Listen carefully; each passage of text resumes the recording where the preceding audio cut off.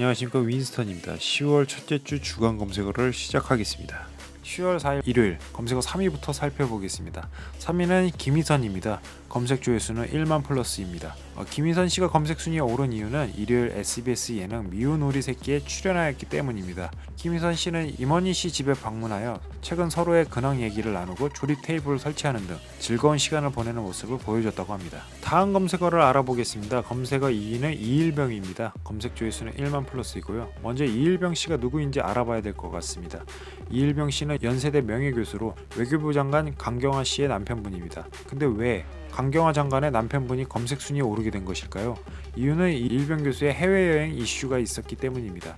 코로나 시기에 맞물려 요트 구입을 위해 미국으로 출국한 것에 대해 논란이 일고 있는 상황입니다. 이 건에 대해 한편에서는 장관의 배우자이면서 대학 명예교수이기에 공인이라고 볼 수 있는데 공인의 위치에서 부적절한 처신이었다라는 의견과 장관 본인도 아닌 개인의 사생활인데 굳이 이런 것까지 따져야 하나라는 의견도 있어 분분한 상황입니다.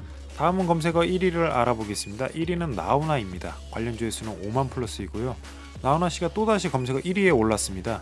지난 9월 30일 KBS ETV에서 대한민국 어게인 나훈아 공연 이후에 어떻게 또다시 이슈가 되었는지 확인해보니 이번엔 다큐였습니다. 10월 3일 KBS ETV에서 대한민국 어게인 나훈아 스페셜 15년 만에 외출이라는 다큐를 선보였습니다. 이 다큐 영상도 전국 기준 시청률 18.7%를 기록했다고 합니다. 30일 나훈아 씨의 공연에 대한 비하인드 영상을 담은 다큐였다고 하네요. 다음은 10월 5일 월요일 검색어를 살펴보겠습니다. 3위는 프리미어 리그가 차지했습니다. 관련 조회수는 1만 플러스입니다. 프리미어 리그가 순위에 오르게 된 이유는 주말에 진행된 프리미어 리그 경기와 연관이 있다고 생각합니다.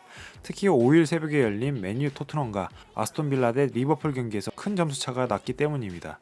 또한 우리 손흥민 선수가 2골 1개의 도움으로 큰 활약을 펼치며 프리미어 리그 주간 베스트 11에 선정되기도 하였습니다. 월요일 검색어 2위는 아이들 프린세스가 차지하였습니다. 조회수는 1만 플러스이고요. 아이들 프린세스는 모바일 RPG 게임으로 IVN 게임즈가 제작하고 인프라웨어가 9월 17일 날 출시한 미소녀 수집형 게임이라고 합니다. 이 게임은 이용자가 아빠가 되어 딸을 키우는 과정에서 정령을 수집하고 육성하는 내용을 담고 있다고 하는데요. 이 게임이 왜 이슈가 되었는가? 미성년 여성 캐릭터 선정성 논란을 빚어 비판을 받고 있다고 합니다. 게임 내 설정인 딸 캐릭터에 아빠인 이용자가 내 팬티가 그렇게 보고 싶은 거야? 라고 묻거나 이용자가 캐릭터 특정 부위를 터치하면 만지고 싶어? 라고 묻는 식의 대화와 캐릭터들의 과도한 노출이 있다고 합니다. 이로 인해 게임사는 18세 등급으로 수정했지만 각종 커뮤니티에서는 게임 자체가 이미 여아를 성적화한 컨셉과 스토리를 갖고 있기 때문에 일부를 수정해도 게임 자체가 소아성애를 유발하는 소재인 만큼 퇴출돼야 한다는 의견이 있다고 합니다. 월요일 검색어 1위는 손흥민이 차지하였습니다. 조회수는 10만 플러스이고요. 손흥민 선수가 소속된 토트넘은 5일 새벽 맨체스터의 올드 트래포드 경기장에서 맨체스터 유나이티드와 4라운드 원정 경기를 6대1로 대파하였습니다. 이날 손흥민과 케인은 나란히 2골 1개의 도움을 기록하였으며 손흥민 선수는 최근 4경기 7골 3개의 도움을 기록하며 엄청난 상승세를 타고 있습니다. 앞서 말씀드린 것처럼 잉글랜드 프리미어리그 사무국은 5일 SNS를 통해 앨런 시어러의 2주의 팀을 발표했는데 손흥민 선수가 왼쪽 공격수 자리에 이름을 올렸습니다. 앞으로도 부상 조심하며 계속되는 활약 기대하겠습니다. 바로 화요일로 넘어가겠습니다. 10월 6일 검색어 3위는 디지털 교도소가 차지하였습니다. 검색 조회수는 1만 플러스입니다. 디지털 교도소가 다시 이슈가 된 이유는 지난달 22일 베트남 호치민에서 붙잡힌 1기 운영자가 6일 새벽 국내로 송환되었기 때문입니다. 송환된 운영자 K씨는 7일 구속영장이 신청될 것으로 보인다고 합니다. K씨 구속영장 사유는 지난 3월부터 인스타그램 계정과 디지털 교도소 누리집을 만들어 운영하며 개인정보를 마음대로 게시하고 범죄를 저지르지 않은 사람의 개인정보를 공개한 혐의라고 합니다. 검색어 2위입니다. 검색어 2위는 CJ 대한통운이 차지하였습니다. 관련 조회수는 1만 플러스입니다. CJ 대한통운이 왜 검색어에 이렇게 올랐나 한참을 찾아봤습니다.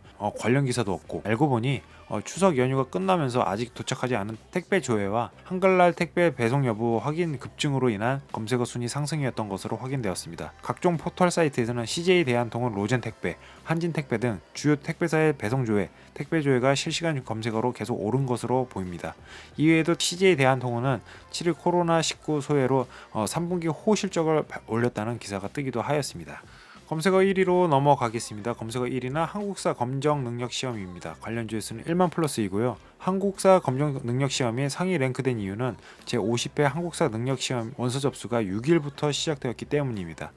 한국사 능력 검정 시험은 오는 10월 24일이며 결과는 11월 6일 오전 10시에 발표된다고 합니다. 또한 공무원을 준비하시는 분들에게 반가운 소식이 있습니다. 공무원 임용시험 과목을 대체하는 영어, 외국어 및 한국사 능력 검정 시험 인정 기간을 연장한다는 행정예고가 인사혁신처로부터 있었다고 합니다.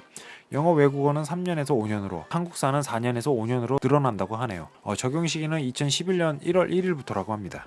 그럼 수요일 검색어를 살펴보겠습니다. 3위 검색어는 노벨 화학상입니다. 조회수는 5,000 플러스이며 노벨 화학상이 순위에 오르게 된 이유는 7일 스웨덴 왕립과학원에서 2020년 노벨 화학상 수상자 결정 및 발표가 있었기 때문입니다.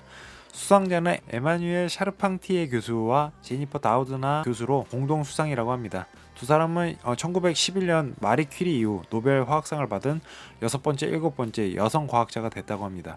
그들의 수상 사유는 12년 국제학술지 사이언스에 DNA에서 원하는 부위를 자유자재로 잘라낼 수 있는 크리스퍼-캐스9 유전자 가위 기술을 발표했기 때문입니다. 유전자 가위는 특정 DNA를 찾아가 지퍼처럼 결합한 가이드 RNA와 결합 부위를 잘라내는 효소 단백질인 캐스9으로 구성되었다고 합니다. 잘라낸 부위는 정상 유전자로 대체돼 유전 질환을 근본 치료할 방법으로 주목받는다고 합니다.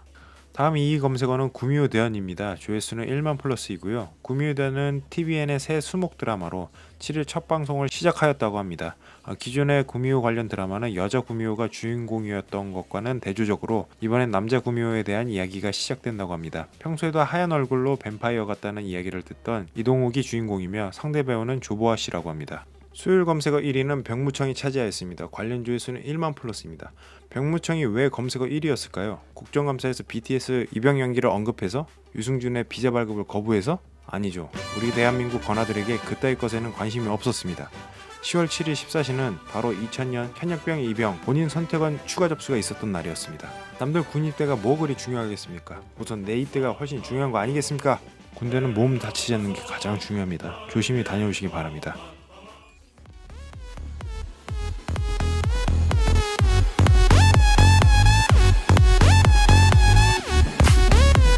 목요일로 넘어가겠습니다. 검색어 3위는 봉화지겸이 차지했으며 조회수는 1만 플러스입니다. 봉화지겸은 세균이 피부에 침투하여 생기는 염증 반응의 질환으로 주로 군대에서 쉽게 접할 수 있는 질환입니다. 이 봉화지겸이 왜 검색어 순위에 올랐나 봤더니 가짜사나이 2의 출연자 BJ 홍구가 봉화지겸으로 퇴소하게 되어 검색어 순위에 오른 것으로 확인되었습니다. 가짜사나이 2는 매주 목요일, 일요일 20시에 업데이트 되는데 8일 업로드된 3화에서는 힘의 길, 이과장, 쌤김, 홍구 등이 퇴소하였다고 합니다. 목요일 검색어 2위는 스텔라가 차지하였습니다. 조회수는 1만 플러스입니다. 스텔라는 2011년도에 데뷔하여 7년 만인 2018년도에 해체한 걸그룹 가수입니다. 이 스텔라가 랭크된 이유는 스텔라의 멤버였던 가영씨가 8일 MBN의 새 예능 프로그램인 미스백에 출연하였기 때문이라고 합니다. 가영씨는 그룹 스텔라 활동을 하면서 19금 콘서트 등의 고충을 이야기해 화제가 되었다고 합니다. 미스백은 사람들의 기억 속에 조금씩 잊혀져간 여자 아이돌 가수 8명이 다시 한번 도약을 꿈꾸는 이야기를 담은 예능이라고 합니다.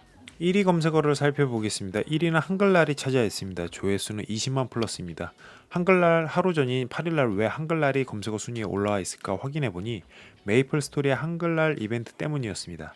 메이플 스토리는 넥슨의 2D 횡스크롤 MMORPG 온라인 게임입니다. 메이플 스토리는 2003년도에 발매된 17년 된 게임인데 아직도 영향력이 엄청난 것 같습니다. 한글날을 기념하여 한글날에 대한 이야기를 한 가지 하자면 북한에도 한글날이 있다는 것을 아시나요? 우리나라는 세종대왕님이 훈민정음을 반포한 날인 10월 9일을 한글날로 지정하였다면 북한에서는 세종대왕님이 훈민정음을 창제한 날인 1월 15일을 조선글 날로 정하고 있다고 합니다.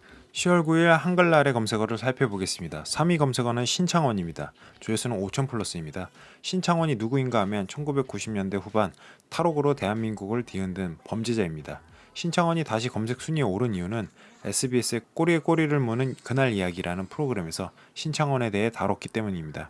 신창원은 강도살인 치사죄로 무기징역을 선고받고 8년째 복역 중이던 1999년에 부산 교도소를 탈출하였고 다시 잡히기까지는 2년 6개월이 걸렸다고 합니다. 당시 체포 직전까지 갔다가 번번이 경찰을 따돌려 희대의 탈옥수라는 소리를 들었으며 범죄자 최초로 인터넷 팬카페가 개설되고 부잣집에만 들어가 절도한다는 루머가 퍼지며 의적이라고 칭송하는 사람도 생겼던 해프닝도 있었다고 합니다. 프로그램에서는 신창원에게 직접 받은 편지도 공개되었는데 사형도 부족한 중죄를 지은 지혜인이 무슨 말을 하겠나, 모두 자기 변명에 불과할 뿐이다. 나는 이곳에서 조용히 속죄하며 마무리하고 싶다고 했다고 합니다. 현재는 재수과목 교도소에서 고입 대입 검정고시에서 합격 후 다른 재수자들의 심리 상담을 해주고 싶다는 이유로 심리학을 공부 중인 것으로 알려져 있다고 합니다.